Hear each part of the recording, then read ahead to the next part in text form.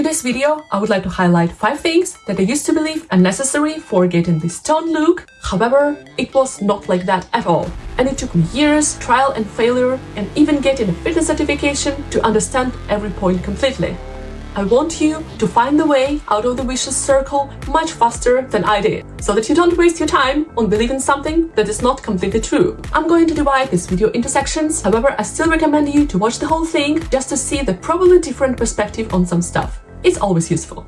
So the first thing that I did was eating more protein while cutting carbs. I was kinda slim, but something was a bit off for me. I did not have this toned look. Moreover, I did not have thigh gap. So I thought that the entire reason that I don't have thigh gap is because I need to lose fat and I'm eating too much carbs. So where this whole thing that carbs make you fat is coming from? All of this is because of insulin, the hormone that is produced by your pancreas, and it's released mainly after you eat carbs. After you ate, your blood sugar levels go up, and your pancreas releases insulin to regulate your blood sugar levels and also to store the nutrients. So insulin promotes nutrient storage, all nutrients, including fat. However, by itself, it will not make you fat. So imagine that you're in a store and there is sale, so you buy a lot of stuff and you bring it home, you're so happy, you're trying to place everything on a kitchen shelf.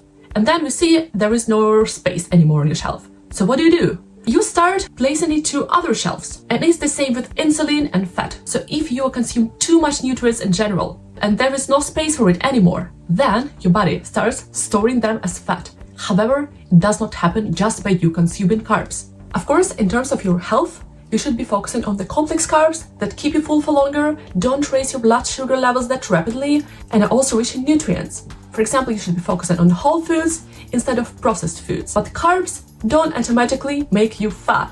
And in my case, with the thigh gap, what I had to understand is, first of all, that people have different genetics, and it's partially dependent on your bone structure.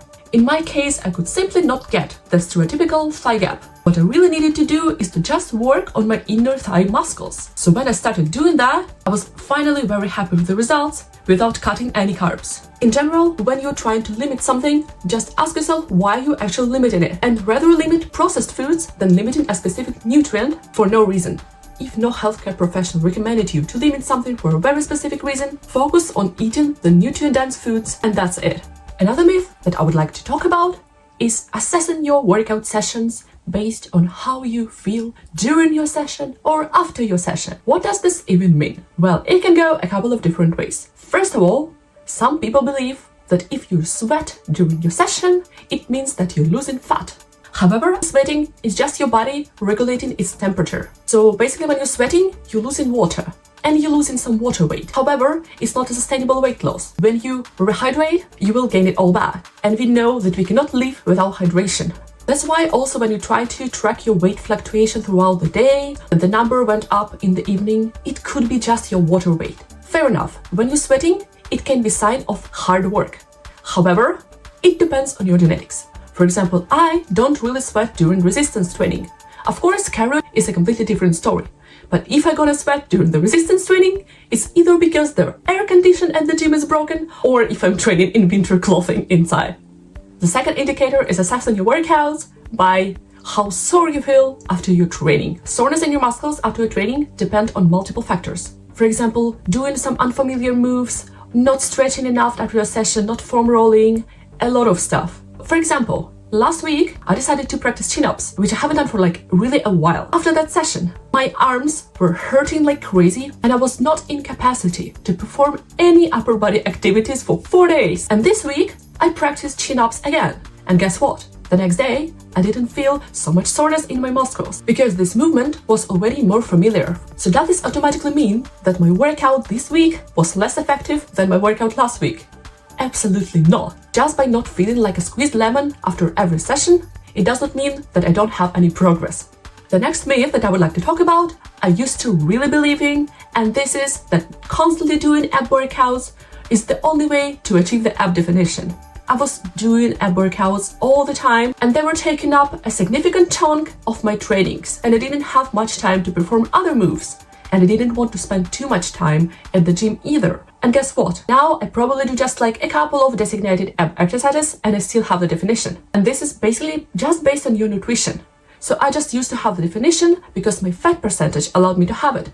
and not because I was constantly doing ab workouts. The designated ab workouts strengthen your core. However, I could do other compound moves, push-ups, squats, deadlifts, walking lunges, and it would still be there.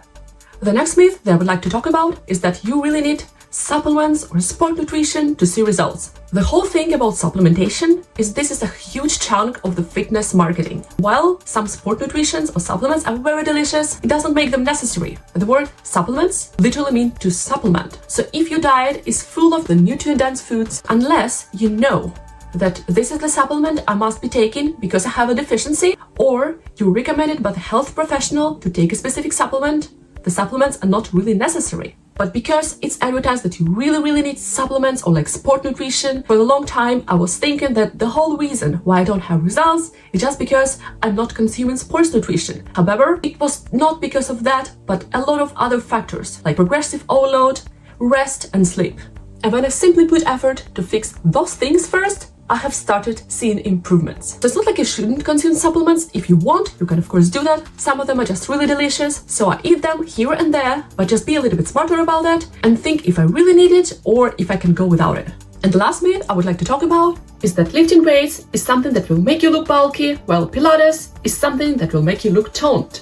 First of all, we say toned when we think about a person who looks very fit but doesn't look very muscular. However, this fit look always comes from having some muscle mass. Another thing is that a lot of people who are afraid to get puffy by lifting weights at the gym are those people who will most likely not get bulky from lifting weights, because a lot of those people are girls, more on an ectomorph side like me, for whom it will be most likely very difficult to gain muscle without following a very specific nutritional plan and having a very specific goal. However, if you are one of those people who feel like you're getting puffy from the gym training with the same nutrition, you could try calisthenics instead, because this is something that still pushes you, but by doing calisthenics, you will for sure not get bulky.